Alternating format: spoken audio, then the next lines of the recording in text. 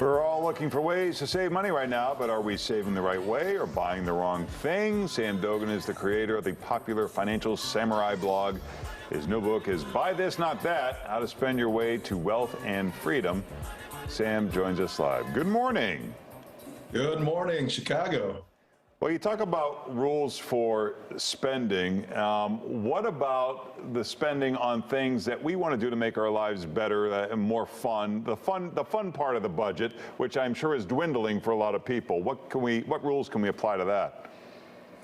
Well, you want to spend money on things you value the most and totally not spend money on things that are not going to help you achieve financial freedom sooner. So one of the biggest errors that I see people making is spending way too much money on a car.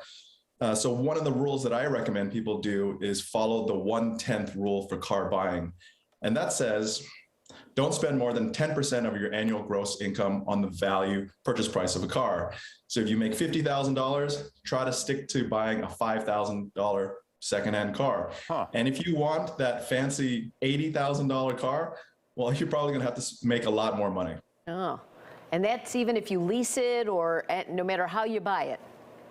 No matter how you buy it, 1/10 rule accounts for what is the value of the car, whether it's secondhand or whether it's brand new. Talk about debt. Everyone talks about debt these days. Credit card debt obviously can't be good, but you say there's good debt and bad debt. Right. So credit card debt is consumer debt. The average credit card rate is about 18% now.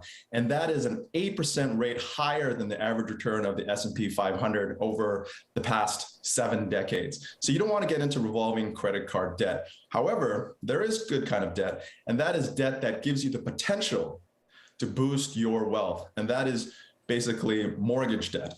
Mortgage debt, if you look historically, housing has gone up about 4 to 5% per annum. Recently, since 2020, housing has gone up 10, 15, 20% per annum. It's starting to slow now, but mortgage debt gives you a chance to build more wealth in the future.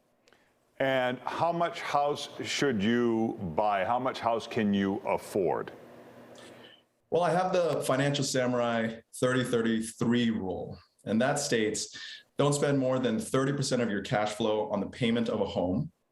Have 30% of the value of your home in semi-liquid or cash before you buy.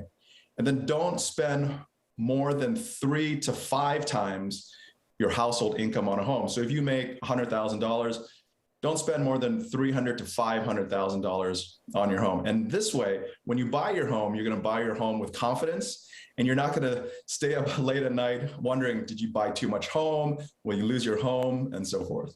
Boy, that sounds like a lot, 5 times your income. But you say let's say you can't afford even that. Let's say you can't afford to buy a piece of property. You say there's a way you can invest in real estate to get started, right? To make money? Right. So it's important to know that if you are renting, you're short the real estate market in the sense that as prices go up, the rents go up, property prices go up, it hurts you. You're only really neutral real estate if you own your primary residence. You're going up and down with the housing market. And you're only really long real estate if you own more than one property.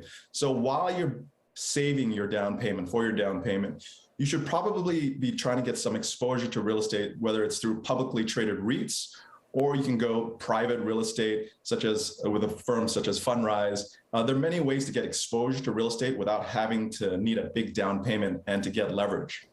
A different kind of question. Should married couples have an account together, or should they keep them separate? Oh, that's up to every single household, because every single household has different ways.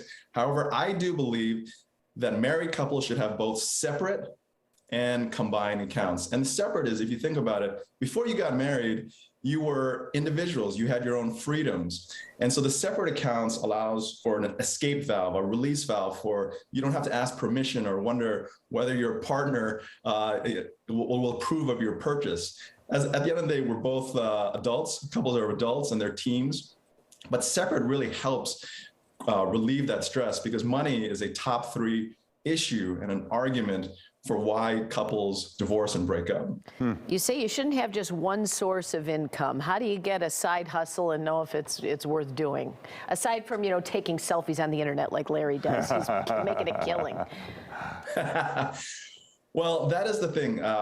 In this day and age, 2022, your job is not as stable as it once was. So we have to get out of the mindset of saying, okay, we're going to rely on our one and only job for the rest of our lives, because we could get laid off any moment now, whether it's through the pandemic or whether it's through an upcoming recession. So the side hustle is, think about when you were growing up, or what are your passions? What are the things you like to do that you're good at? I mean, thank goodness for the internet. We can now consult part-time, off hours. We can create our own websites. We can create a store on Etsy and sell things. We have a lot of ability and a lot of creativity. Many of us have just lost it because we've focused on work and we focused on things, practical things that we have to do to make money and pay the bills. All right. Well, Sam, thank you for joining us this morning. For more, check out financialsamurai.com. You can also follow Sam on Twitter. Thanks, Sam. Thank you.